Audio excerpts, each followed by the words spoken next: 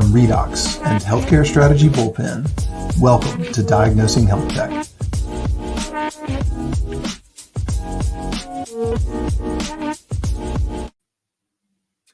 Good morning. Welcome to Diagnosing Healthtech. I'm Jeff Englander. I'm the founder and principal of Healthcare Strategy Bullpen.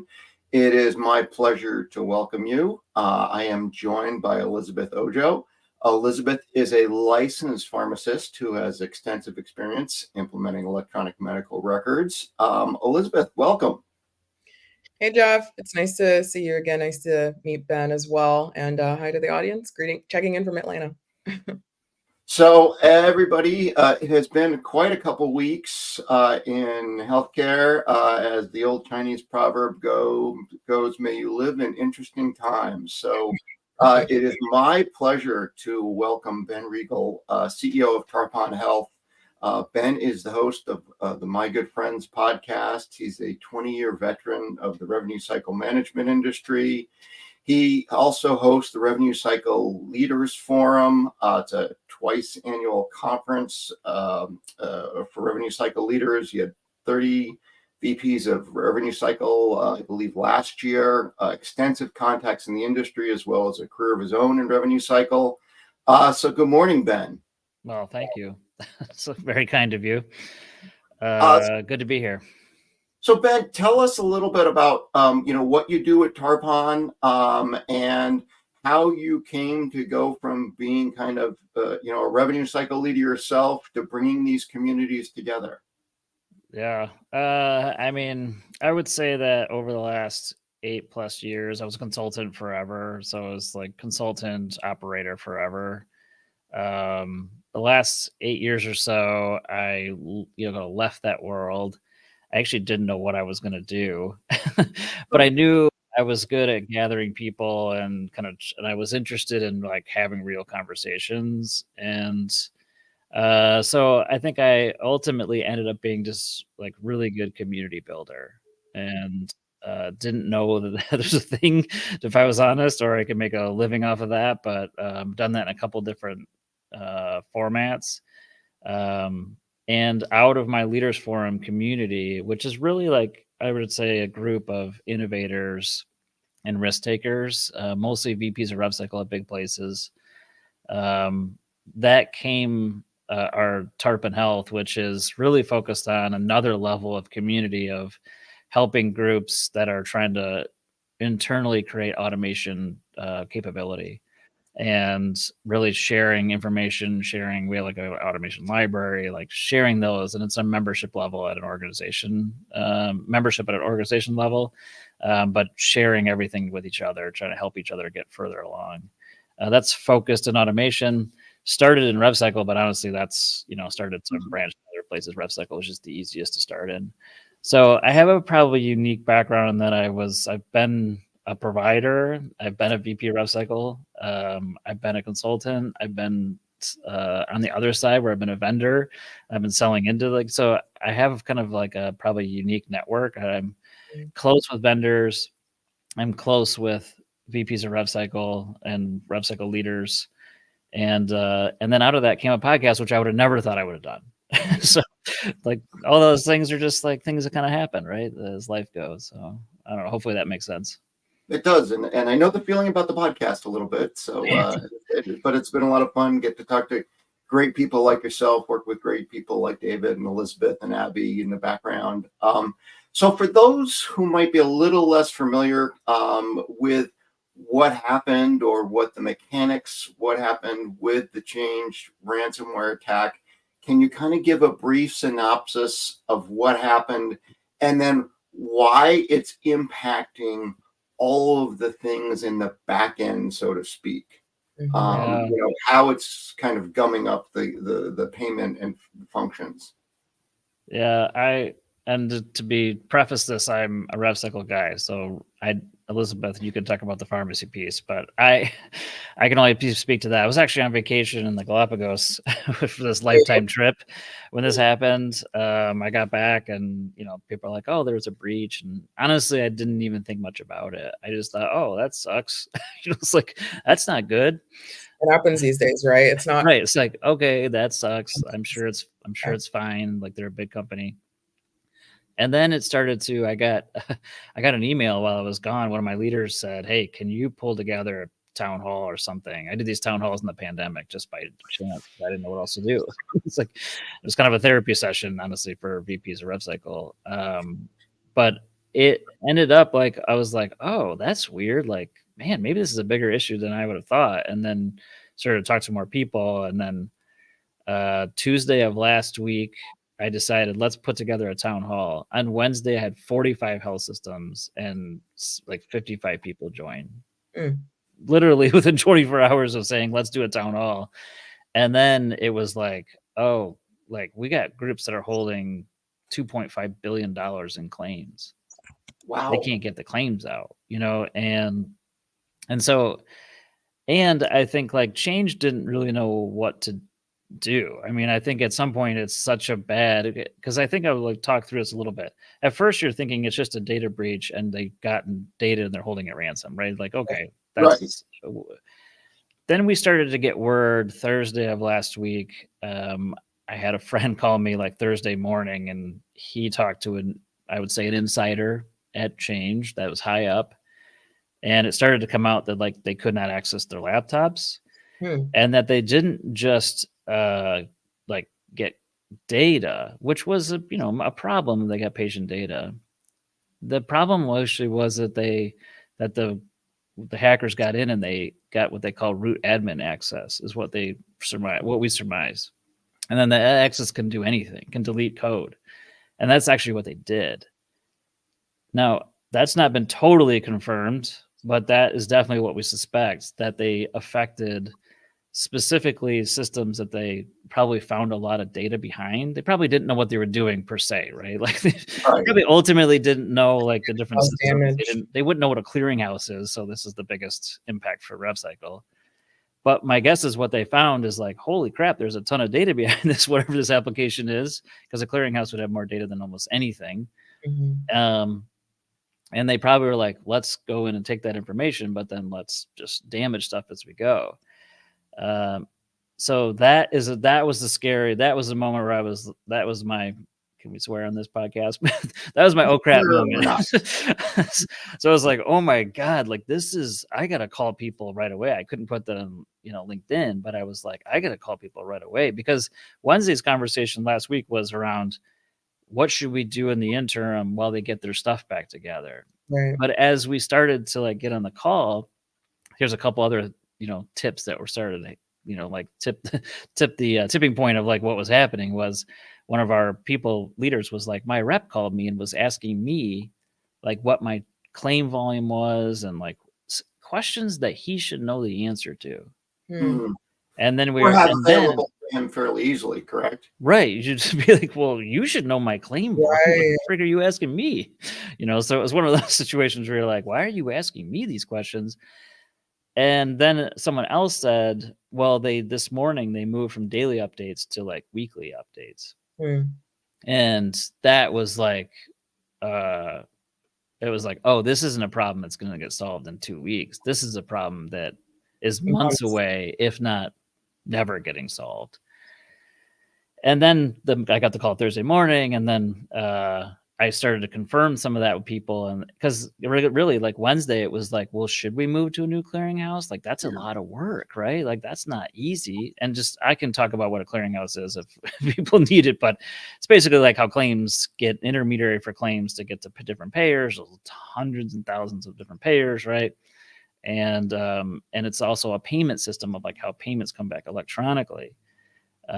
Which changed us a lot of that. But the other thing that's not well known is even if you didn't have Change as your clearinghouse, Change had payers that were exclusively the intermediary for them. And so that is also like, so if you didn't even have, let's say you use Experian or somebody else for your clearinghouse, your health system, what we're hearing is that anywhere from 10 to 25% of those claims are being affected just because of your payer mix. You might have a payer that cannot get payments out and cannot accept new claims. Can you just talk about, and then Elizabeth, I'll let you jump in. Can you just talk about, what's involved? And it sounds reasonably easy to the layman move clearinghouses, but what's involved in moving clearinghouses and how difficult is that? I mean, if you would have asked me before this time, I would have told you almost no one does it. Right. And it would take you, it would take you 6 months to like Mhm. get switched Right. over. There's groups, they're now doing it in like 72, 96 hours. Like all red tape gone, right? Like I know I've talked to big health systems. We're talking $4 to $10 billion in revenue. This is like health system size that are moving over that quickly. And they're not going to be fully functional, but they're going to get a majority to like big payers out. There's some payers that require you to like get a whole, agreement that you're going to switch, and like that takes longer. But I think everyone's trying to reduce all the red tape that they can to like make sure that claims get out. This is a really dangerous situation. I think that that's where it's not dangerous to patient care, like on the pharmacy side. But what's dangerous about this situation is that this could literally kill health systems or hospitals or physician groups. And I would think that the bigger health systems can probably take it. And I'll tell you why this is a big deal. But When the you say smaller kill, ones can't. you mean it's sorry for interrupting. You mean kill them financially? Yeah, go out of business. Stop their Yeah. cash flow. Yeah. Because if you think about like just days in AR, if I've got like 90 days in AR, which you should have more than that, but let's just say you don't, for whatever reason, you only have so much leverage. And if you don't get stuff in and it takes a while, like payments, AR is a funny, like accounts receivable is a funny thing, right? It's like, Yeah. It could take a long time to kind of, you get a lot of it initially, but then it takes a long time to get this. There's just long tail associated with it. If you think about it, if you can't get payments in and you can't get claims out, and you just like it shuts off the spigot, right? It's hard to fill that bucket back up unless you can't make payroll. Right. So that's why I said initially, like the government will have 100%. The government's going to have to step in and give loans. There's no way around it. Optum said they were going to do it. That was, I'll say right off the bat, not clear what they were going to do. And then there's a ton of posts on LinkedIn about doctors getting what they thought Optum would give them. And it was like $1,000. And they're like, I got 80 employees. What's $1,000 going to do for me? Yeah. In reality, what they were saying was they were like, well, if you, whatever payments we're responsible for, which was usually United Healthcare. So I'm like, that's irrelevant. That's not helpful. Like you're not helping people. That's like, not even a Band-Aid. That just makes it look like you're doing something. The reality is that's not going to help anyone do it. So I think that was also coming out like Thursday, Friday evening or afternoon. They did changed it a call with subscribers, people, their clients, and stated that they should move to another clearinghouse. So they finally kind of admitted, that this, they didn't say that they got damaged, but they're not coming back up. And it's $180 million business, just to give some semblance of like how big this is for them. Now for Optum and United, that's nothing, but like on a total, that's a big business, right? Like it's not something small. So that was what came up Friday. I had another town hall yesterday. I'm happy to talk about kind of the latest, but I think that is where we're at. And so most groups are trying to figure out how to get claims out, how to get payments, which now we heard yesterday that they're sending paper checks, which there's some organizations that have seen a paper check and I don't even know how long, right? Like this isn't a typical business. If you're not familiar, most of this is all done electronically. There's almost no paper, claims anymore. But people are sending paper claims. They're printing out, which again, I remember the days, but like that was a long time ago, and it was very few payers even then. Yeah. Go ahead, Elizabeth. I'm curious to hear your perspective, Ben. What do you think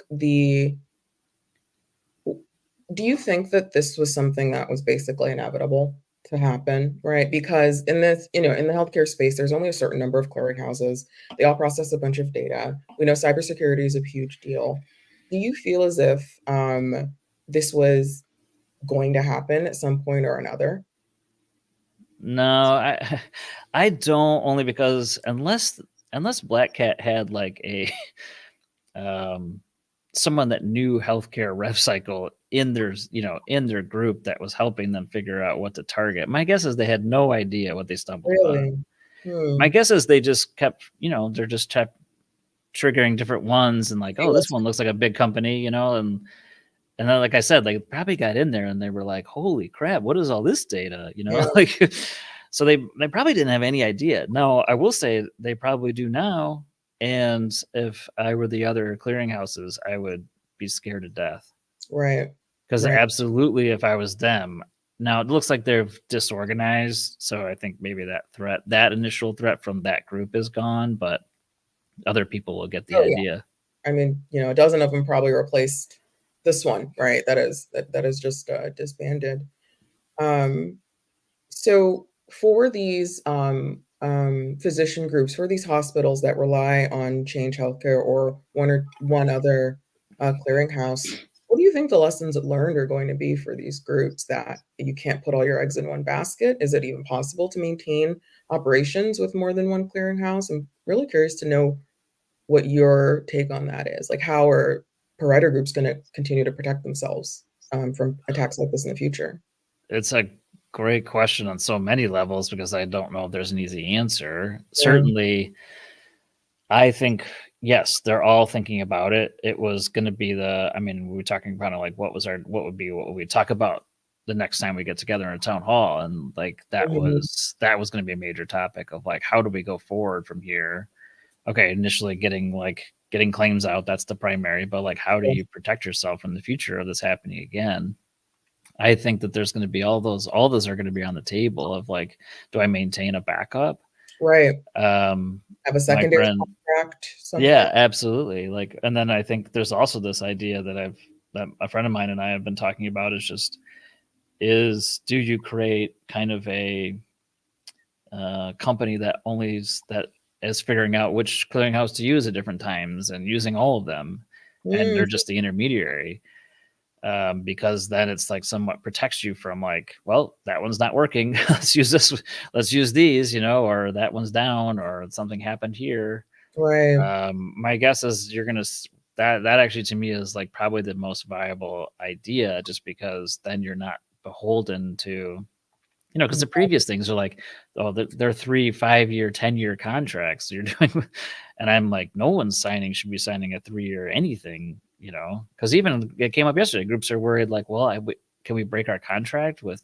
And I was like, yeah, you should break. Like, there's going to be so many lawsuits here. You should absolutely break your contract and just move. Because they're no longer upholding, at the very least, they're no longer upholding their end of the. Well, there's a force majeure clause in every contract, and I would say this counts. If anything counts, this probably counts, even though people try to claim the pandemic didn't count on a lot of things. But I think this one does. Yeah. So, Ben, there was a story in Wired that they had paid $22 million in Bitcoin in ransom. And kind of following up on Elizabeth's question, one of the things the story alluded to was the fact that could have made healthcare an even bigger target. And talking about, what's your thought on that? And, if that's the case, are there certain steps you think some of the other clearinghouses or healthcare in general should be taking now to protect themselves? We always like to consider ourselves as being someone buttoned up with data privacy, data security, but there's always more we think we can do. Any thoughts on that? I mean, I have lots of thoughts. I think there's a reality of that this wasn't I said it was a precedent in my LinkedIn post, but the reality is like, yeah, people had been paying some ransoms, like healthcare systems have been hacked, right? Like that wasn't new. I think there will always be where they will follow wherever the money is. If there's money to be had, right? Like people are going to nefarious people are going to go do where there's money. I was not on the inside, so I can just only speculate, but my sense is the government should have gotten involved immediately. I agree. And kind of like guided a hand here of being like, we're not doing that. Or you're doing it and this is how we're going to go do it. I'm hoping that's the case, but it doesn't seem that like that's the case, and that's unfortunate because then I think it's up to every leadership team to have to make a decision. I can't even imagine what it's like if I'm in that leadership team at Change trying to figure this out, because there's no good decision here.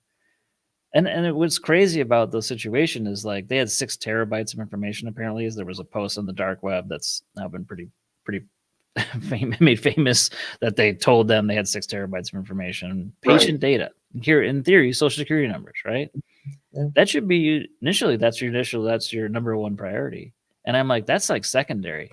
Honestly, think of that ship already sailed. What was primary was that you can't get stuff out. Like we're like businesses are going to close. They could literally cripple the health system.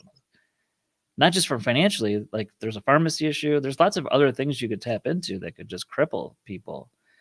So it was like, yeah, the data breach was terrible and people's information being out there is terrible. But it was honestly the secondary issue, which is scary on so many levels. And what's funny is like, I'm trying not to be sensationalized in my posts and stuff. And I was thinking about this all week. I was like, I'm not trying to like make this more than it is, but the reality is like, this is a big freaking deal.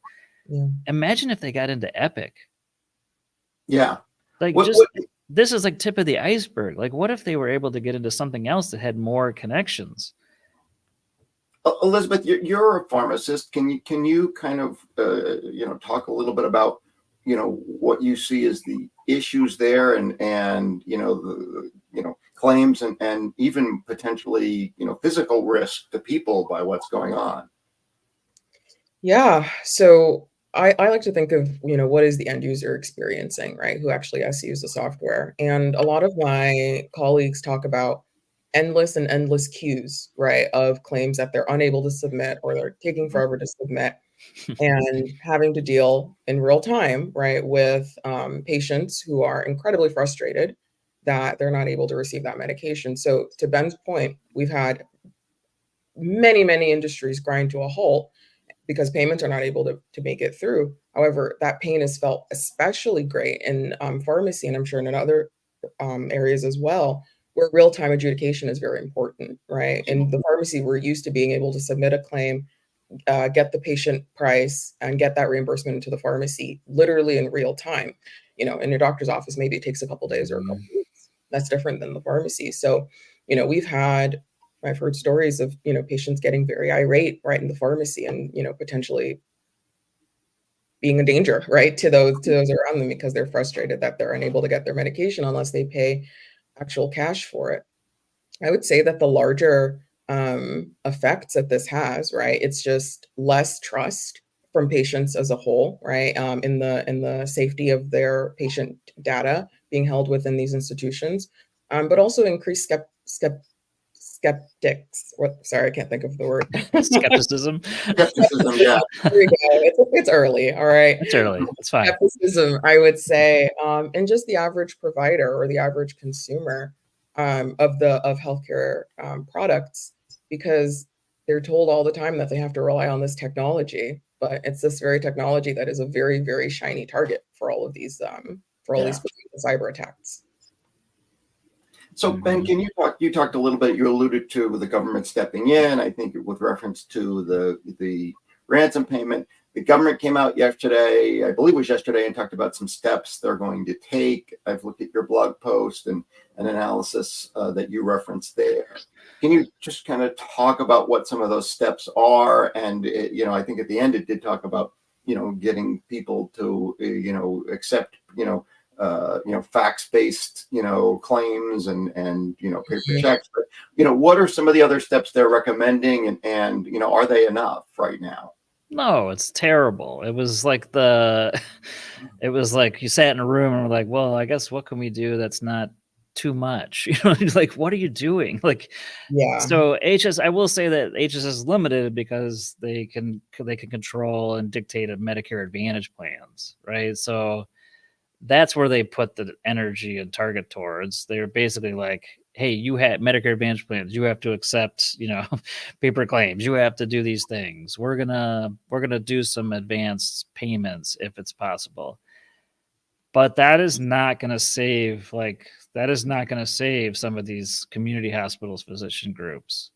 So again, it's like, okay, fine. That to me, that's a something. It's not ultimately what they're going to have to do. And ultimately they're probably going to have to do some, COVID type loans or COVID type advancement on payments to get people to get through this period. The issue is probably not with the larger health system, like I said before.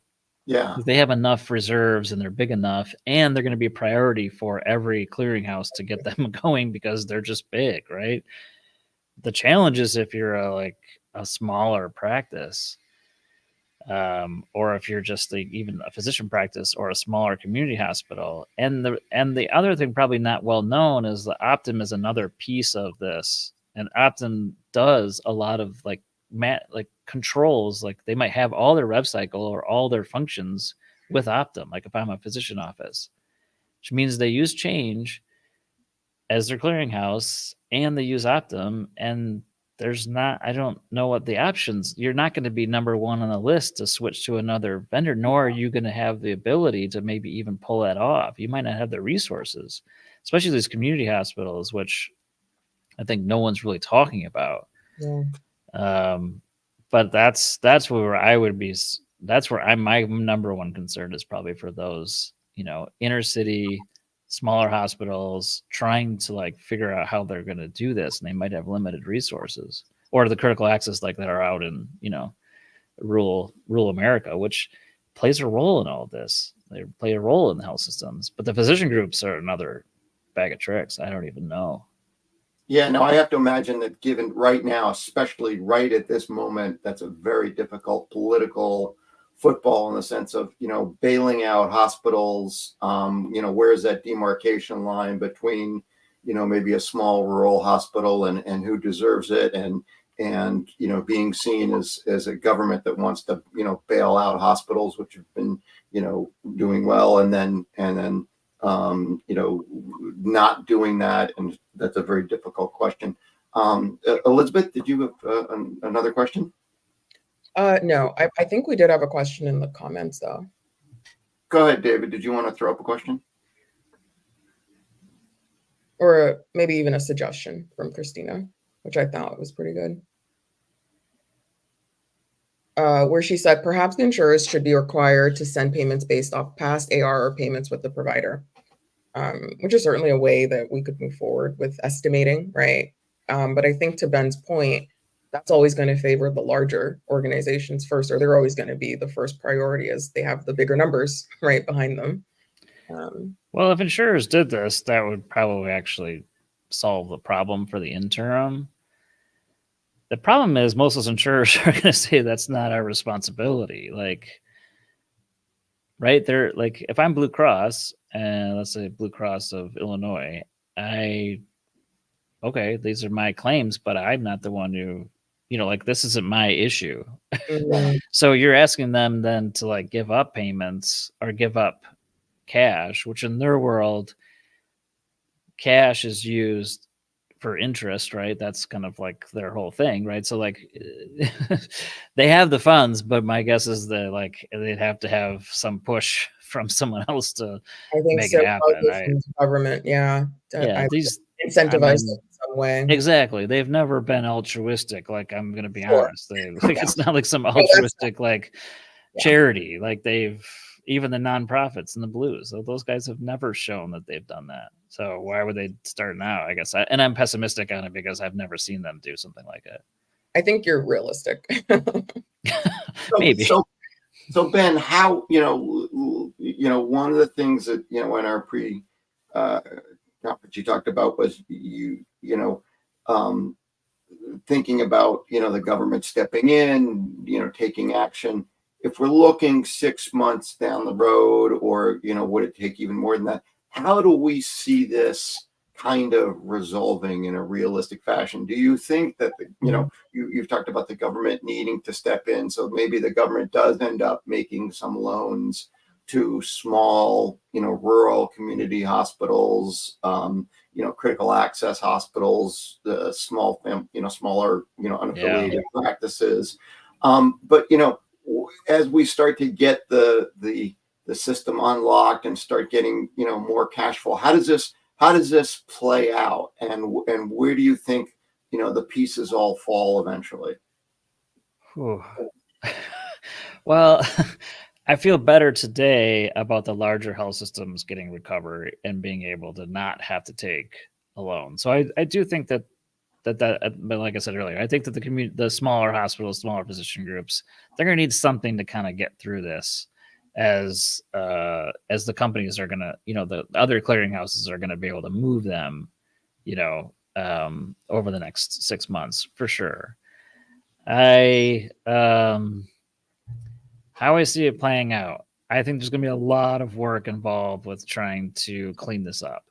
If I'm a health system, I'm going to do it. There's going to be a ton of work, and there's going to be claims that you thought made it somewhere and didn't make it anywhere, or are sitting somewhere because they didn't get through for whatever reason, or payments that are stuck, or I think there's going to be a lot of that. We've advised, not just like as a group at town hall, we kind of all talked about just keeping track of all those costs, because I fully expect there will be a number of lawsuits to recoup that money. Like, I don't see this ending well for Change, and that's no shot against Change. That's just the reality of, like, I have no idea how they're going to recover. That business might be gone. Okay, so talk about that in a little bit, in the sense of, you mentioned this town hall that happened, I think, last night. Talk about what were some of the conversations in the town hall. What were some of the things, people are looking for workarounds. What were some of the things that not everything they're going to do is ideal, but I imagine there's some practical things that people were taking away from the town hall. Any advice you could give our listeners on some of the things you heard there? Well, none of it was good. It was like a debate on, should we sending paper claims, and so they're sending paper claims, but there's a problem with paper claims. Like, again, where are those going? You got to think of, I'm on the payer side too. I haven't accepted a paper claim in how long? Like, they got to have staff that can take a paper claim, just like we got to have people that can take a paper check. Mm-hmm. So there's this whole interchange of stuff that hasn't happened for a long time that's having to happen. So they weren't, it's what you can do. Like Medicare, you can do like they call it direct submission. So there's like Medicare claims won't be as affected because people probably either not using clearinghouse for them, or they're going direct. So that's, thank goodness, because that's a lot of, obviously, healthcare expenditures. But yeah, there's a lot of just workarounds, or people talking about going direct to payers with submissions electronically. But again, these health systems haven't had experience building that. So how are you going to build those and maintain them and make sure that they went somewhere correctly? Like, there's all these bag of tricks that they're just not used to having to do. Yeah. So I do think that the answer right now is to move as fast as you can to another clearinghouse, because if you can do that, then I think you're going to be in a much better position to be able to start flowing claims effectively without having major problems on the backside. So that was what we talked about a fair amount. Again, that was a much different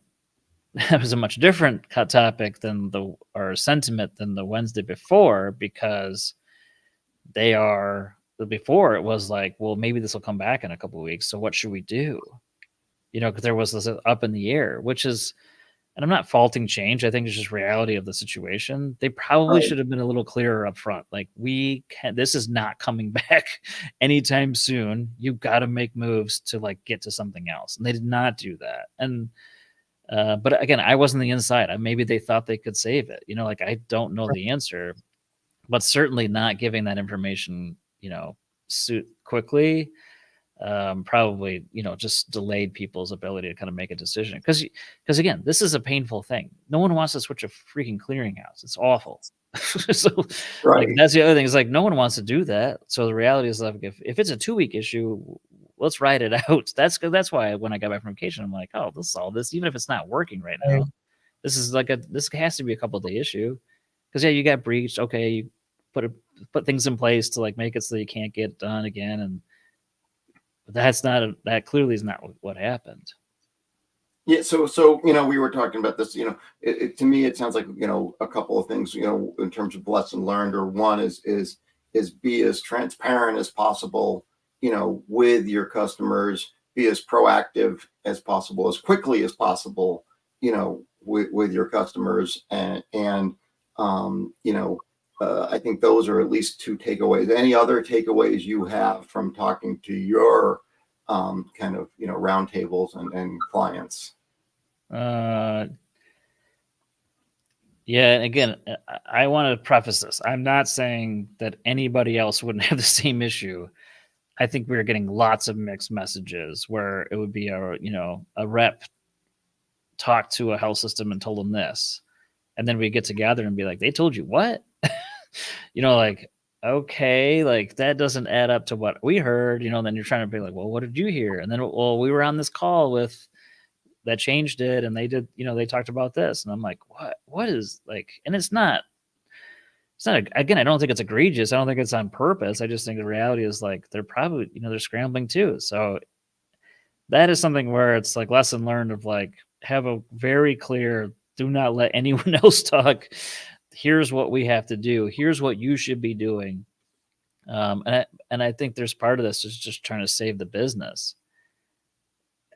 And I get that. I do.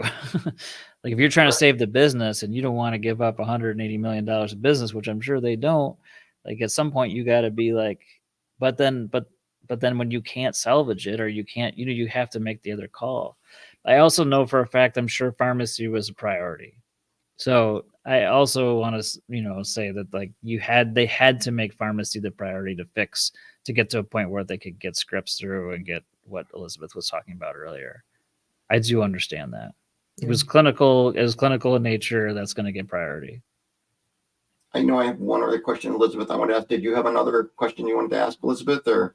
No, go for it. Okay. So Ben, one of the things that I continue to struggle with is the nature kind of hacking and ransomware has changed. It used to be, I don't want to say kids, but it used to be people, in a basement, and and they'd be toiling around, and we've gone from that to state-sponsored terrorism. You have Iran, and you have Russia, and you have China and others, and you have very well financed groups doing this. I believe this was a Russian group that was actually shut down a couple of weeks ago, supposedly, and then they came back and did this. As you look at this, are there other areas that you're concerned about? Clearinghouses are one, but are there other areas that suddenly they've gotten a ransom and like, wow, you think about, hey, this, if they stumble on this or they think about this, this is a perfect target. And would you want people to really be thinking about securing these other targets? It's a good question. I'm probably more concerned with the individual health system, Mm-hmm. if I'm honest. Now, they've been attacked before. Right. But if we think about the progression of like where health systems were and where they are now, one of the things of where they were was, it was all clinical care, and yeah, there's a CIO, but like when I started, I mean, like a CIO had a job and there was like IT, but it wasn't what it is today. Yeah. Like it's totally digital. Like there's been this push to make healthcare digital. It's all good. Like none of that's bad. Meaningful use was also probably a precursor to this, like if you guys know what that is, right? Like, I don't know how it was like basic government saying everyone has to move over to a electronic medical record. And this is really the reason Epic became a thing that's larger than what it was, which that's a whole nother discussion for another day. But that has turned, health systems into like IT companies in a lot of ways, but without the necessary, like probably the total infrastructure that an IT group would have. I liken it to like when I started and ran with a few other people, this consulting firm. and a lot of fun, and like it was great. And then someone got the idea of like we should build this technology, and so we go to try to do this, right? And we figured out quickly like we're not a technology company. Like all of us are like consultants, like really good at what we do, but like we don't know how to do this. Even if we hire the right people, we still don't have like the. So I imagine a little bit like that, right? It's like we're really good at clinical care, but across the U.S., like I'm just going to say that, like the majority of hospitals are actually, and clinicians are very good at it. Then you get this whole other piece of this technology that now is a forefront and priority and a center of kind of everything. And to say that we're as good at that as we are clinical care, I'd say that we're probably not. Now, I'm not an expert in this space, so I'm just surmising. Like this would be an area that I would probably be most concerned in. Let me ask you a follow-up question, and then I'll maybe follow up on your. I kind of view revenue cycle management as the plumbing in the house, is the analogy I think of. And you see this nice $10 million house, and it's got these great paneling, and it's got this, all these beautiful brass fittings, and they probably didn't spend a lot on the underneath plumbing. And when the plumbing has a leak, it's a huge problem because all of this stuff on top, is going to deteriorate. And do you think healthcare in general has spent too little on the plumbing, and has not secured it and not spent enough on the underlying infrastructure? And that was part of the heart of the problem? Or do you think that this has really been done the right way? In your analogy, I would probably see rev cycle as the entire electrical, HVAC, plumbing system, but that's we could debate that later. Have they put enough? I don't know if I can answer that effectively. I will say, based on what I see, I think hospital CEO job is a very difficult job today. And I went to grad school to be a hospital CEO, and I got to a hospital and I was like, that's not literally going to happen. Like I had no interest in it, but I have classmates and friends that have those roles. Like it's very challenging because you're constantly balancing clinical care with trying to do everything else. And there's definitely a hierarchy to it. So have they done it the right way? I would say some groups probably have. They've probably done a big investment in the technology side, and they probably have really, really good people. And there's some groups that are just relying on Epic, if I'm honest. Right. And so that's why I say it's one of the most dangerous things is like Oracle and Epic. If they got hacked, I don't even know what would happen. That could 100% cripple an organization. And a follow-up question, one of the arguments that people have always made about moving to the cloud is you can deploy things quicker, you can have better security, you can move things if something like this happens to someone else, or you can have multiple cloud providers. So if you're using Amazon, you could move to Microsoft or Google or whatever. Do you see moving more revenue cycle management functions to the cloud as a potential solution to something like this? Do you see moving more functions in general to the cloud as a way to create better security, better, change management, all of those things, better scalability, et cetera? Would you agree with that premise? I don't know if I know enough of what the differences are, if I'm totally honest. But I mean, I think everything is connected now more than it ever has. So on cloud or on-prem, to me, maybe it's irrelevant at this time. I would say so much is built into the EMR. That's the thing that I think is probably the most dangerous. Okay. Is the most at risk. And now I'd say that I'm sure they've gone through, Epic and Cerner are working very hard to make sure that nothing ever like that happens. But that's why I say it gets down to the individual health system or provider, or they've got to make absolute sure. And most of this happens, my understanding, is through a phishing email or some system, something like that, right? And so think about, you got 20,000 employees trying to make sure nobody opens. That's very hard, right? That's not easy. Yeah, you call these hospitals an IT company now, or a tech company, let's say, but I'd say they have way more vulnerabilities, right, than the average organization, just by nature of being a hospital. Yeah, and with the number of connected devices and everything else, and the number of like doctors. associates that have access to like the full system or a bunch of the system, right? Like an average RevCycle employee, like your average hourly biller, is going to have like a lot of access to a lot of systems. It's not like they don't, like, right? So that's probably also unique from a lot of other industries where it's like, yeah, I've got a $18 an hour person that has got full access. Yeah. Or full access is like, to the areas they have, but like that's so significant enough. An entryway. Yeah. Yeah. I don't see any other questions in the chat. I don't know if you had let me see there. It looks like okay, there is one question from Kevin. And Kevin asked, have you explored a technological solution to this issue? Tarpon. No. Well, so our Tarpon community is focused on automation. Mm-hmm. I think that there is a place for automation for sure. Like there should be a primary strategy for people. But in this case, like I think that's not going to solve. What you don't want to do is create an automation that's solving like your claims going to Aetna, let's say, because that can break and it can be you're going to have to work hard to get that going. I still think that right now the primary thing is get to a new clearinghouse, submit as much as you can through direct or paper or big claims if you can. Kind of do the workarounds and get to the next solution.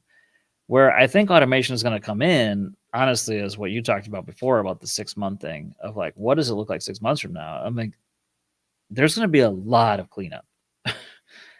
These claims did not adjudicate correctly, right? Like you may just get payments and then EOBs on a paper like that, which is going to get scanned in and still not searchable, right? So yes, I think automation is going to come in there, is going to come in that format, heavily, where you're going to have to use that. Otherwise, it's going to take an army of people. So I think, like automation is a strategy that people absolutely should be building their own. And like, this is the way they're going to get back to somewhat normal operations. The cleanup on this is going to be massive.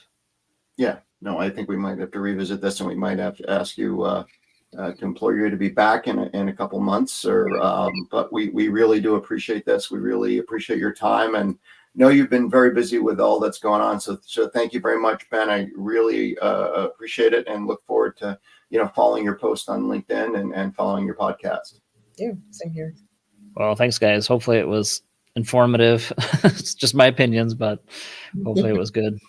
Yep, it was very helpful. Excellent.